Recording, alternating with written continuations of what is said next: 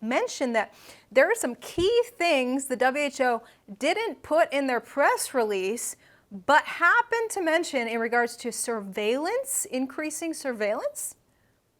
When you listen to what the WHO and all of the negotiations for the treaty and the amendments to the international health regulations have been about, while this outbreak is in alignment with what's coming up with the national election, it's even more in alignment with the ongoing negotiations for the treaty. They're going to have meetings in September and in November, and they want to conclude the treaty by the end of the year. And the root purpose of the treaty is to improve preventive surveillance. What that means is going out into the world, like you mentioned previously, looking for pathogens in wastewater or at your veterinarians or, in hospitals or around the world, poultry farms, dairy farms, so forth. You can see what they've tried to do with bird flu. What the treaty is seeking to do is divert billions of dollars to build out the industry to do that type of pathogenic surveillance, primarily in Africa.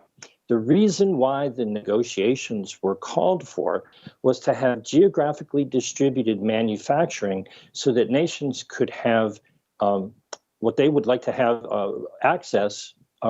Equitable access is the phrase that they use to pandemic-related products.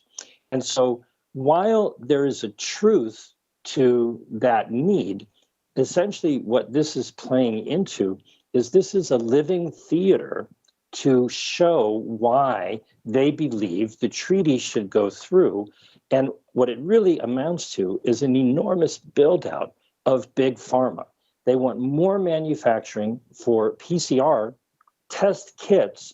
But one of the articles that I published recently is PCRfraud.com, because many people do know, but a lot of people are unaware that court cases and government documents and peer-reviewed journals in respected articles from peer-reviewed journals have said very clearly that the PCR is not a diagnostic test, even though it's been used as such for over 2 decades now.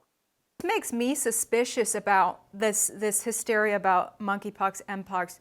I mean, is this really a new epidemic happening there, or are they sensationalizing it in order to get their infrastructure in place that wasn't there during the pandemic? I would venture to say it's a combination of the two. People clearly are suffering with some sort of disease, but if you watch closely in the videos that are coming out of Africa, many of those people are residing in refugee camps. They're having, a war-torn situation. So no one is talking about improving the living conditions of the people there so that their health improves.